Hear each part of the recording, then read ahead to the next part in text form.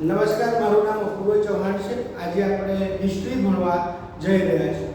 તો ઇતિહાસ વિષયની શરૂઆત કરીએ તો ઇતિહાસ વિષયની શરૂઆત એના નામ પરથી આપણે કરીએ। ઇતિહાસ ઇતિહાસ એટલે એના બે અર્થ થાય છે। ઇંગ્લિશની અંદર હિસ્ટ્રી, જે હિસ્ટોરિયા આ લેટિન શબ્દ છે। આ લેટિન શબ્દ હિસ્ટોરિયા ઉપરથી આવેલો છે કે આનો મતલબ થાય છે પૂછપરછ દ્વારા મેળવેલું જ્ઞાન। એટલે તમે લોકોની સાથે વાતચીત કરી અને પૂછપરછ કરો છો અને એના દ્વારા ઇન્ફોર્મેશન મેળવો છો અને એનાથી જે તમને જ્ઞાન મળે છે એ જ્ઞાનને હિસ્ટોરિયા તરીકે ઓળખવામાં આવે છે। હિસ્ટ્રી એ ઇંગ્લિશ વર્ડ છે જે લેટિન ભાષા ઉપરથી ઉતરી આવેલો છે અને ગુજરાતીની આપણે વાત કરીએ તો ગુજરાતીની અંદર ઇતિ વત્તા હાસ આ શબ્દને જ્યારે છૂટા પાડીએ છીએ ત્યારે આવું થાય કે ઇતિ વત્તા હાસ આનો મતલબ છે ખરેખર આ પ્રમાણે હતું। હવે આ બંને શબ્દને તમે જ્યારે જુઓ ત્યારે તમને એક વસ્તુ તો ખ્યાલ આવી જાય કે આપણે ભૂતકાળની વાતો કરવાના છીએ। ભૂતકાળની અંદર બનેલી મહત્વની ઘટનાઓ જેની આપણે ચર્ચા કરીએ છીએ, એવી મહત્વની ઘટનાઓ કે જેમણે આપણા માનવ જીવનને એક નવો વળાંક આપ્યો। આ ઇતિહાસ એક ખૂબ જ મોટો વિષય છે, બહુ વાસ્ટ વિષય છે, કારણ કે એવું કહેવામાં આવે છે કે ઇતિહાસ એ દરેક વિષયોની જન્મદાતા છે અથવા જનની છે એવું કહી શકાય। કારણ કે તમે જુઓ કે વિજ્ઞાન છે, આર્ટ એન્ડ કલ્ચર છે, ઇકોનોમી છે, આ બધા સબ્જેક્ટને જ્યાં સુધી તમે પાછળ જઈ એના ભૂતકાળનો તમે અભ્યાસ ના કરો ત્યાં સુધી તમે એ વિષયને સારી રીતે સમજી શકતા નથી।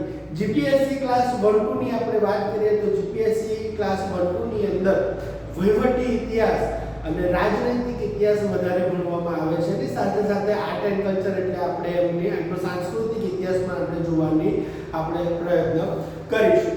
હવે આપણે વાત કરીએ કે ઇતિહાસનો હિસ્ટ્રીની આપણે ચર્ચા કરી કે જે પૂછપરછ દ્વારા મેળવાતું જ્ઞાન આ છે, તો આ ઇતિહાસને આપણે કેવી રીતે સમજી શકાય? કારણ કે ઇતિહાસમાં તો તમે જુઓ તો જ્યારે પણ કોઈને કોઈ વસ્તુ પૂછીએ છીએ ત્યારે પિક્ચરની માફક આપણે જોઈએ છે કે મસાલા ઉમેરી અને નાની વાતને મોટી કરી દેવામાં આવે છે અને નાની સૂની વાત છે અને એનું સ્વરૂપ મોટું આપી દેવામાં આવે છે। તો એ સમયગાળાની અંદર આપણે કેવી રીતે સમજી શકીએ કે ભાઈ ભૂતકાળની અંદર બનેલી જે વાતો છે એ વાતો સત્ય છે કે નહીં?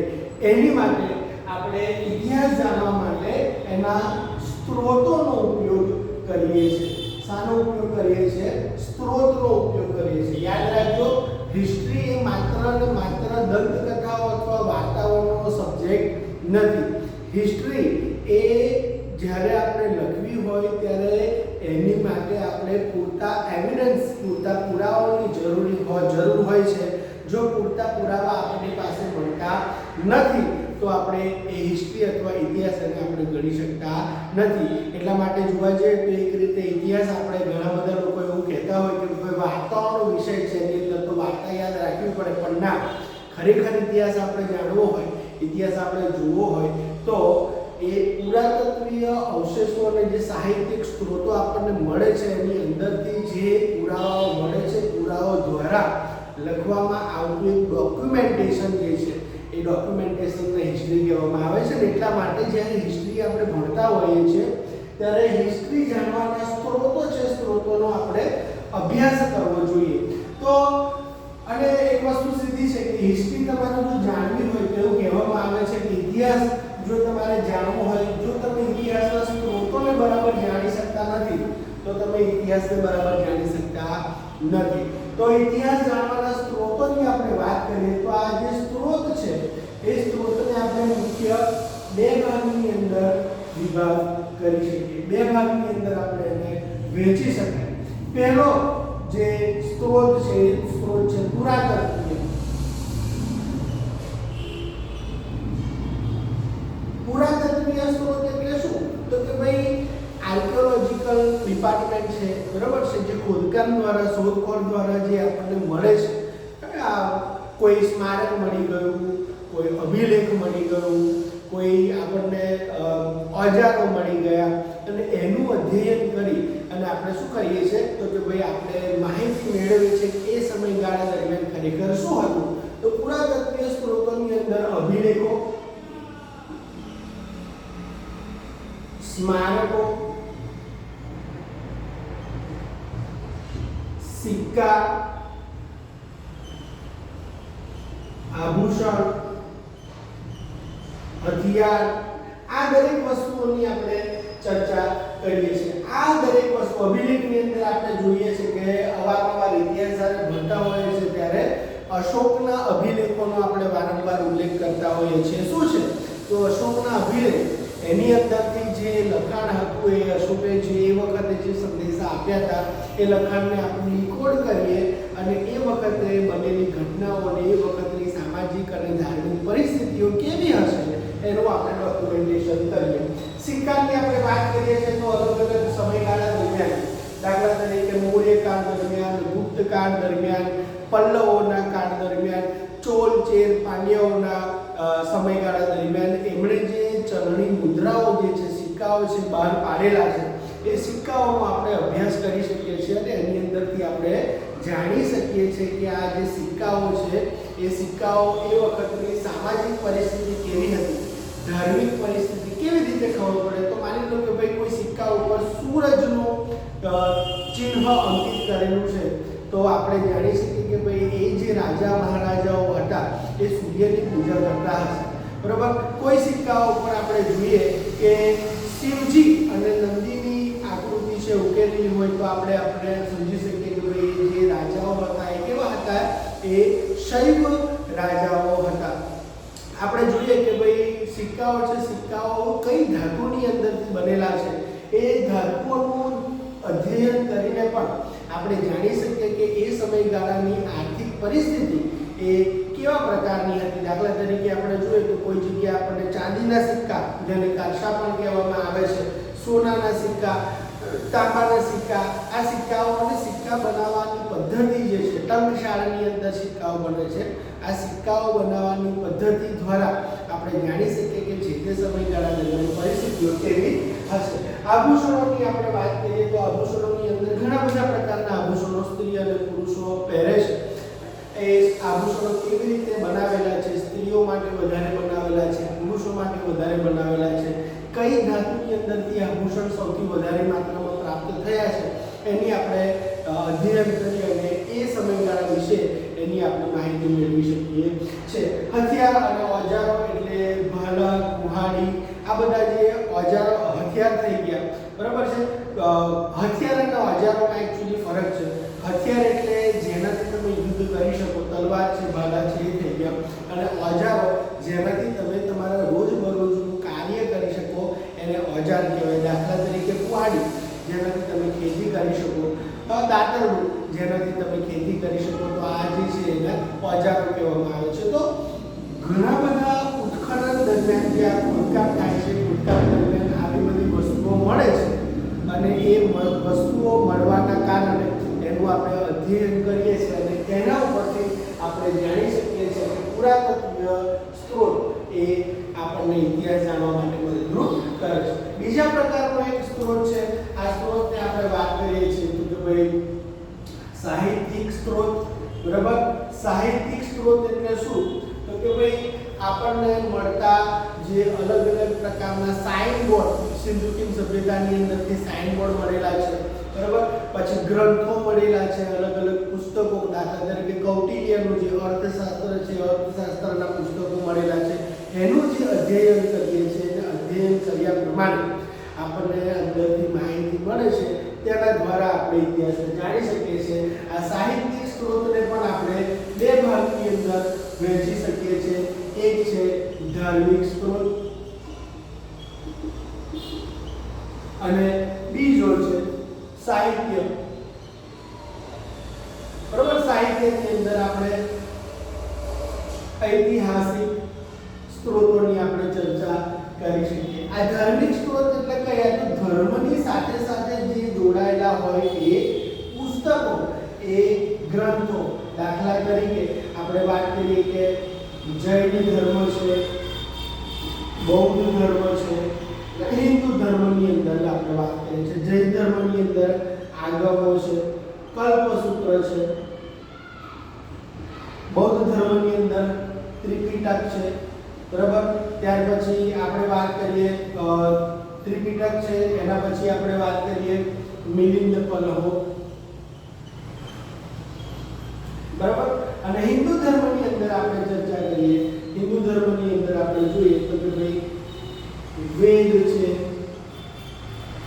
બ્રાહ્મણ ગ્રંથો છે, આરણ્યકો છે, ઉપવેદ છે. આ બધાની આપણે ચર્ચા કરીએ છીએ, બરાબર છે. વેદોની અંદર આપણને ખ્યાલ છે કે 4 પ્રકારના વેદો છે. ઐતિહાસિક ગ્રંથોની અંદર આપણે શું વાત કરી શકીએ તો કે ભાઈ સંગમ સાહિત્ય, એની અંદર મણિમેખલાય,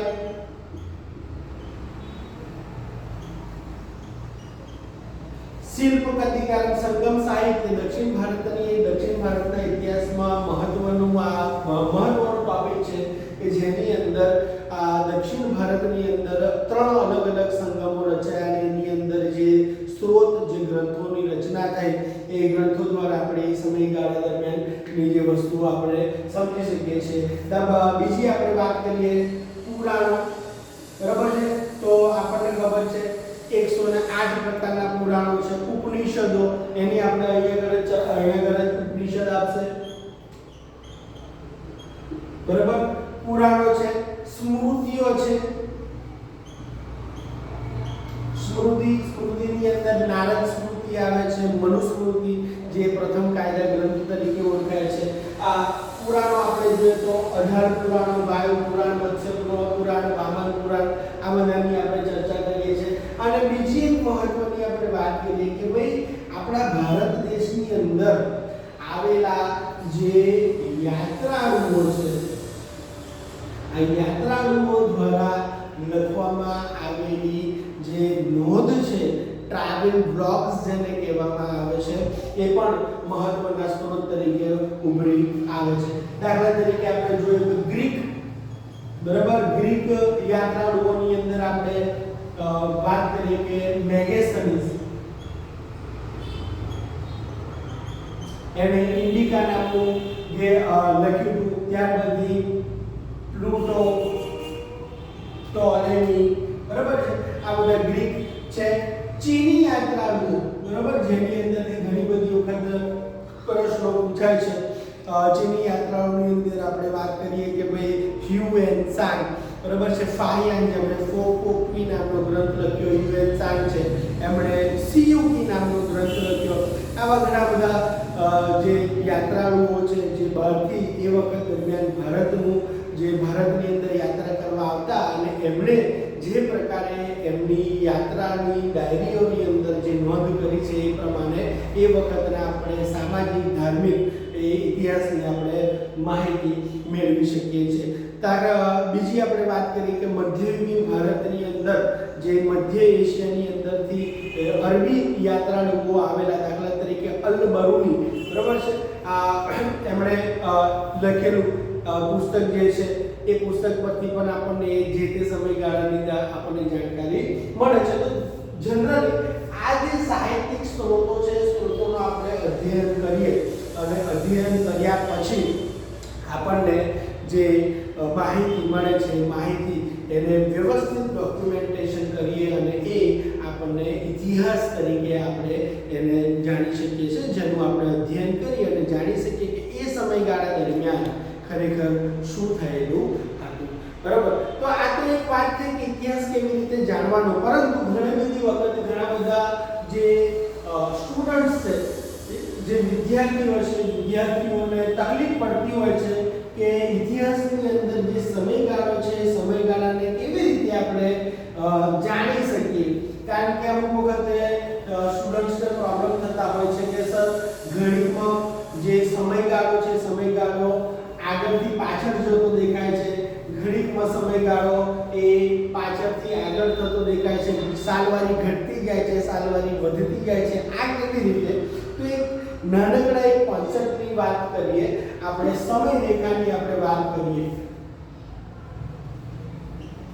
સમય રેખાની આપણે ચર્ચા કરીએ કે ભાઈ ઇતિહાસની અંદર જે સમયગાળો છે એ સમયગાળાને આપણે કેવી રીતે જાણી શકીએ? તો ઇતિહાસની અંદર સમય રેખા એ આમ તરીકે આમ જાય છે, વચ્ચે આપણે તમને ખ્યાલ જ હોય કે આપણે 0 હોય છે, બરાબર છે? 0 એ આ શું છે? ઈસુનું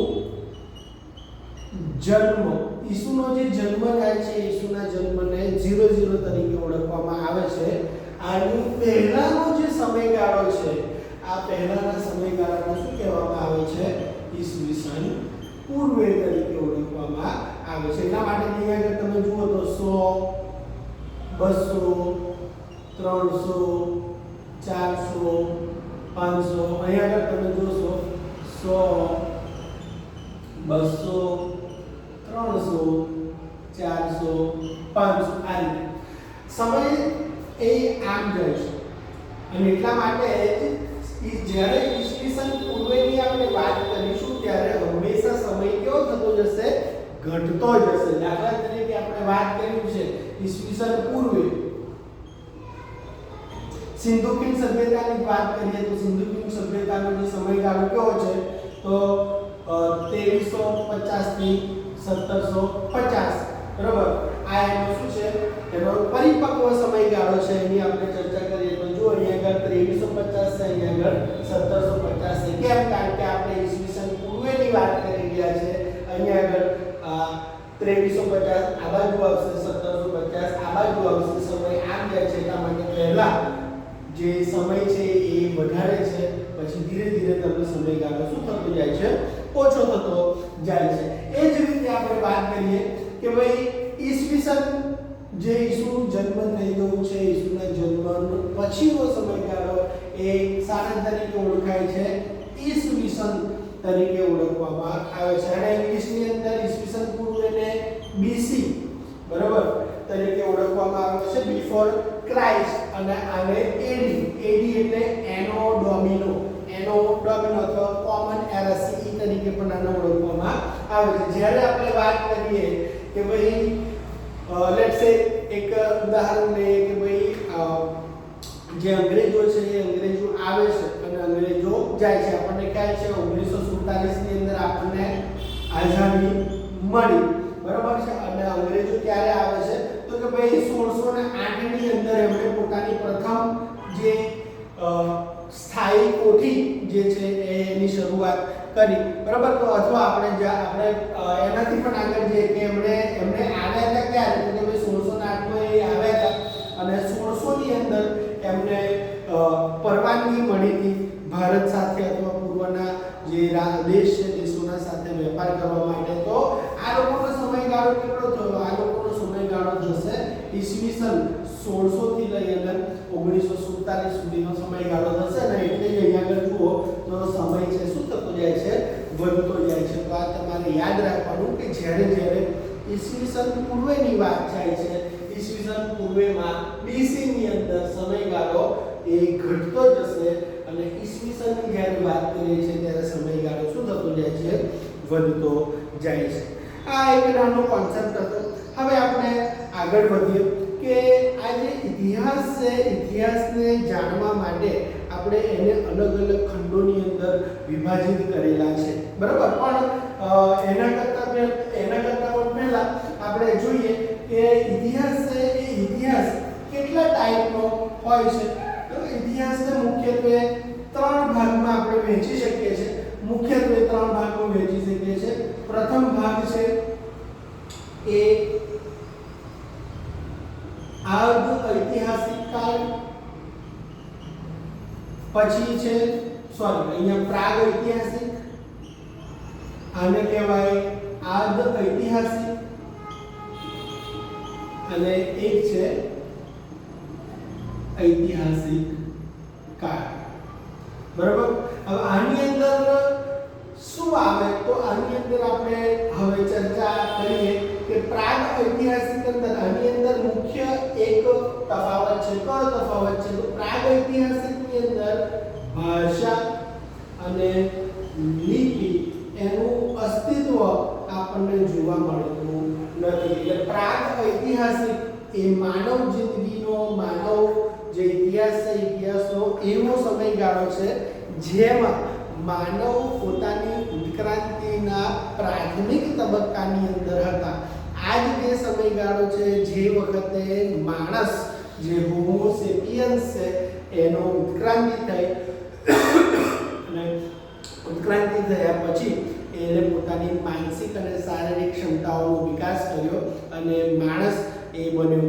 આદિમાનવો સમય, આ આદિમાનવોનો જે ટાઈમ છે એ ટાઈમને પ્રાગ ઐતિહાસિક કાળ કહેવામાં આવે છે, જેની અંદર આપણી પાસે કોઈ પણ ભાષા અથવા લિપિ હતી નહીં. આપણું મગજ, આપણું શરીર એ રીતે ડેવલપ થયું નહોતું કે જેનાથી આપણે આપણી એક લેંગ્વેજ છે એ લેંગ્વેજને આપણે ડેવલપ કરી શકીએ. એ વખત ગાળા દરમિયાન આપણે વાતચીત કરતા અથવા સંદેશાનું જે આદાન પ્રદાન કરતા, એ સંદેશાનું આદાન પ્રદાન આપણે ઈશારાઓ દ્વારા કરતા. બરાબર છે. તો પ્રાગૈતિહાસિક કાળની અંદર આપણે ભાષા અને લિપિ છે એનું અસ્તિત્વ હતું નહીં અને આની અંદર 3 ભાગ પાડવામાં આવે છે. પાષાણ કાળનું તમે નામ સાંભળ્યું હશે તો કે પુરાણ પાષાણ કાળ, મધ્ય પાષાણ કાળ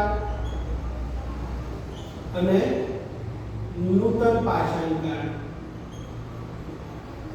બરાબર? પુરાણ પાષાણ કાળ, મધ્ય પાષાણ કાળ અને નૂતન પાષાણ કાળ. પાષાણ કાળ, પથ્થરના યુગ, એની આપણે અહીંયા આગળ ચર્ચા કરવામાં આવશે. ટૂંકું આપણે જોવા જઈએ, માનવની ઉત્પત્તિથી લઈ અને માણસ એ પથ્થરોનો ઉપયોગ એઝ એ ઓજાર તરીકે, હથિયાર તરીકે કરતો થયો અને એણે ખેતીની શરૂઆત કરી. અને ખેતીની અંદર બહુ એક્સ્ટ્રા, બહુ વધારે એટલું બધું એડવાન્સ નથી થઈ ગયો, પણ ખેતીની શરૂઆત કરવાની એણે ચાલુ કર્યું. ત્યાં સુધીનો આપણે સમયગાળો છે, સમયગાળો અહીં આગળ આપણે જોવામાં આવે છે. લગભગ 2 લાખ વર્ષોથી લઈ અને 9000 જે વર્ષ છે એ 9000 વર્ષો સુધીનો સમયગાળો એ આ જગ્યા પર ફિટ થાય છે. આ જો ઐતિહાસિક કાળ એટલે કહો તો આ વખત દરમિયાન માણસે પોતાનો વિકાસ કરી ચૂકેલો છે.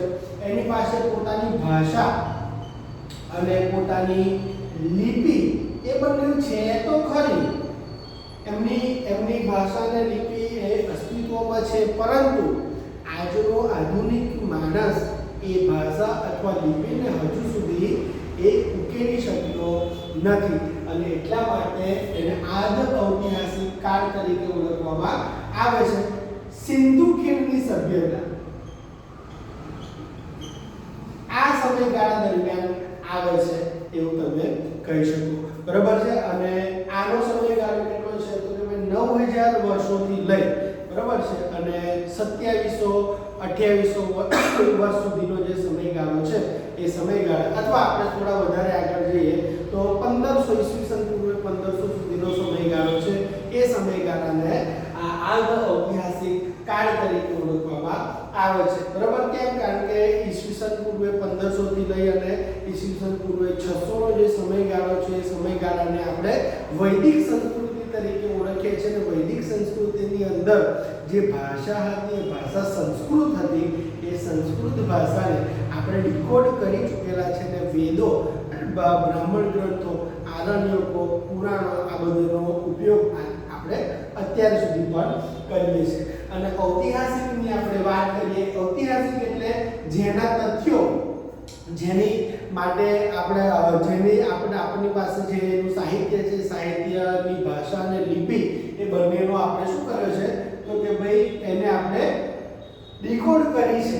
અને એ જે છે એ આની અંદર ભાષા અને લિપિ એ બંને અસ્તિત્વમાં પણ છે અને એને આપણે એનો ઉકેલ પણ કરેલો છે. તો એ છે એ અહીંયા આગળ આવે છે. ઈસવીસન પૂર્વે 1500 થી લઈ અને અત્યાર સુધીનો જે સમયગાળો છે એ ઐતિહાસિકની અંદર આવે. અને આ ઐતિહાસિકની અંદર આપણે વાત કરીએ, બરાબર છે, તો કે ભાઈ પ્રાચીન મધ્યકાલીન અને આધુનિક ઇતિહાસ એ આની અંદર આવે છે, બરાબર છે. તો આઈ હોપ એ સમયગાળો તમને ખ્યાલ આવી ગયો હશે, બરાબર છે. તો આ સમયરેખાની આપણે વાત કરી, આપણે ઇતિહાસના અલગ અલગ ચરણોની વાત કરી, અલગ અલગ સમયગાળાની વાત કરી.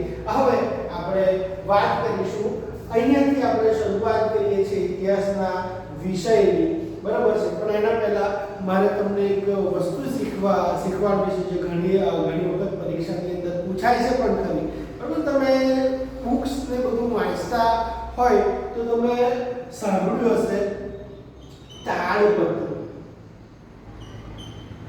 અને ભોજપત્ર, બરાબર. તો આ એક મહત્વની વાત છે. આ તાડપત્રો અને ભોજપત્રો એ શું છે?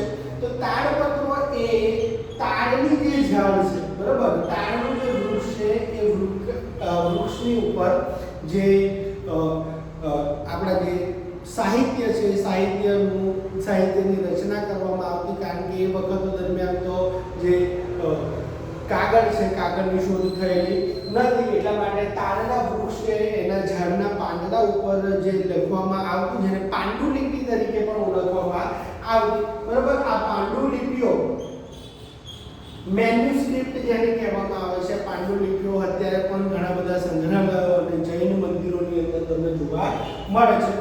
અને ભોજપત્ર શું છે? તો ભોજપત્ર હિમાલયની અંદરથી મળતું એક વૃક્ષ છે, અને ભુર્જ નામનું જે વૃક્ષ છે એ ભુર્જ નામના વૃક્ષની અંદર એની છાલની અંદર એ કાઢવામાં આવે, અને છાલની અંદર પછી આપણે જે લખવાનું હોય છે લખી અને એને સાચવતા હોય છે. તો આ પણ એ શું છે? એ ઇતિહાસ જાણવા માટેના મહત્વના જે અંગો છે, અંગોનો આપણે વાત કરી છે. આની અંદરથી પરીક્ષામાં ઘણા બધા પ્રશ્નો પૂછાય છે અને પૂછેલા પણ છે ભૂતકાળની અંદર. તો યાદ રાખજો, તાડપત્રો અને ભોજપત્રો અને પાંડુલિપિ, બરાબર. તો આપણે હવે વાત કરીએ કે માનવની શરૂઆત કેવી થઈ. તો માનવની શરૂઆત અલગ અલગ બુક્સની અંદર અલગ અલગ જગ્યા અલગ અલગ સ્ત્રોત આપેલા છે, જે નોવેલ્સ લખાય છે, અને જે માનવ શાસ્ત્ર, માનવનો ઇતિહાસ છે એની અંદર એવું કહેવામાં આવે છે કે માનવની ઉત્પત્તિ ક્યાંથી થઈ? તો માનવની ઉત્પત્તિ એ આફ્રિકા ખંડની અંદરથી થયેલી જોવા મળે છે, અને અલગ અલગ હિમયુગ આવે છે, અલગ અલગ સમયગાળો દરમિયાન છે, સમયગાળો બદલાય છે. એ સમયગાળા દરમિયાન માનવ ત્યાં આગળથી નીકળી અને એશિયાની અંદર, યુરોપની અંદર અને પૃથ્વીની અલગ અલગ જગ્યાએ શું થાય છે? એ ફેલાઈ જાય છે અને પોતાની પ્રજાતિ છે, પ્રજાતિના ઇતિહાસની શરૂઆત થાય છે. ઇતિહાસ એ ક્યાંથી શરૂ થાય છે? તો ઇતિહાસ માનવ જીવનની ઉત્પત્તિ અને એના પહેલાથી પણ ઇતિહાસ એ ચાલતો આવે છે. આપણે માનવની વાત કરીએ તો માનવ એ આવે છે, એમની ઉત્પત્તિ લગભગ 2 લાખ વર્ષ પહેલા થાય છે, અને આખા વિશ્વની અંદર એ ફેલાય છે. યુરોપની અંદર ફેલાય છે, એશિયાની અંદર ફેલાય છે, ભારતની અંદર પણ એ વખત એ ગાળા દરમિયાન આદિમાનવો છે આવીને વસેલા છે, અને એ આપણે એમને કહીએ છીએ સ્થાનીય જે નિવાસીઓ જેને કહેવામાં આવે છે, અથવા ઇન્ડિયન્સ જેને કહેવામાં આવે છે. ઇન્ડિયન્સ એ ઓરિજિનલ ઇન્ડિયન્સ એમને કહેવામાં આવે છે. આ એને શું થાય છે? વસે છે. આપણે વાત કરીએ પુરાણ પાષાણ કાળ. તો પુરાણ પાષાણ કાળની આપણે ચર્ચા કરીએ તો હમણાં જ આપણે વાત કરી કે ઈસવીસન પૂર્વે 2 લાખ વર્ષોથી લઈ, બરાબર છે, અને ઈસવીસન પૂર્વે આપણે વાત કરીએ તો કે ભાઈ 9000 વર્ષો સુધીનો જે સમયગાળો છે પુરાણ પાષાણ કાળ. આ સમયગાળા દરમિયાન માણસ કેવું જીવન જીવતો? ભટકતું જીવન જીવતો. માણસ એ ભટકતો હતો. એ જે પણ એને જે જગ્યાએ મળે એ જગ્યાએ ખાવાનું લઈ અને શું કરે તો કે ભાઈ ખાઈ, અને જે જગ્યાએ એને રહેવાનું મળે એને રહી અને એ શું જતો હતો. એને કોઈ પણ પ્રકારની એ વખતે આપણે જોઈએ છે કે કહેવામાં આવે છે કે એને કોઈ પણ પ્રકારની આવી જે સંગઠનાત્મક શક્તિઓ, સંગઠન કેવી રીતે સાધવું, એકબીજા સાથે કેવી રીતે રહેવું, એનો કશો ખ્યાલ હતો નહીં. ભટકતું, એને જ્યાં જમવાનું મળે ત્યાં જમી લેતો, જ્યાં સૂવાનું મળે એ સૂઈ લેતો, અને આ રીતે એક આદિમાનવ તરીકેનું જીવન એ પસાર કરતો. બરાબર છે. પુરાણ પાષાણ કાળની આપણે વાત કરીએ છીએ તો પુરાણ પાષાણ કાળની અંદર ભારતની અંદર આપણને ક્યાં ક્યાં તો મદ્રાસની અંદર તે વખતનું મદ્રાસ અત્યારનું તામિલનાડુ તો મદ્રાસની અંદરથી આપણને એના જે અવશેષો છે અવશેષો મળી આવે છે. ખાસ કરીને મધ્યપ્રદેશની અંદર એમપીની અંદર ભીમબેટકા આ જે જગ્યા છે એ જગ્યાથી આપણને પુરાણ પાષાણ કાળ એના જે ભીંતચિત્રો છે ભીંતચિત્રો આપણને જોવા મળે છે. બરાબર. બીજી આપણે ચર્ચા કરીએ તો ભારત અને ખાસ કરીને ગુજરાત, કારણ કે ગુજરાતની એક્ઝામમાં આપણે વાત કરીએ છીએ ગુજરાતની અંદર આપણે શું છે તો ગુજરાતની અંદર 1893 ની અંદર બરાબર છે રોબર્ટ બ્રુસ ફૂટ નામના વ્યક્તિએ સૌપ્રથમ વખત નર્મદા બરાબર આ નર્મદા ઘાટીની અંદર એ પોતે ખોદકામ કરતા હોય છે અને ખોદકામ કરી નર્મદા અને બીજી એક ઘાટી હોય છે આપણે વાત કરીએ સાબરમતી અલગ અલગ જગ્યાએ ખોદકામ કરતા હોય છે તો એ જગ્યાએથી એમને અવશેષો મળે છે અને અવશેષો એ પુરાણ પાષાણ કાળની તમને જોવા મળે છે. બીજી વસ્તુ 1941 ની અંદર હસમુખલાલ સાંકળિયા છે એમના દ્વારા પણ ખોદકામ કરવામાં આવે છે અને પુરાણ પાષાણ કાળના જે અવશેષો એ ભારતની અંદર અને ગુજરાતની અંદરથી તમને જોવા મળે છે. મહેસાણાની અંદરથી હસમુખલાલ સાંકળિયા દ્વારા આ જે પુરાણ પાષાણ કાળ છે એના જે માનવો છે માનવોના અસ્તિત્વ છે એના અવશેષો એમને શોધેલા હોય છે. બરાબર. તો પુરાણ પાષાણ કાળ, મધ્ય પાષાણ કાળ અને ઉત્તર પાષાણ કાળની વાત આપણે ફરી કરીશું. ત્યાં સુધી આપણે મળીશું ફરીવાર. જોતા રહો, ભણતા રહો અને ખુશ રહો. ધન્યવાદ.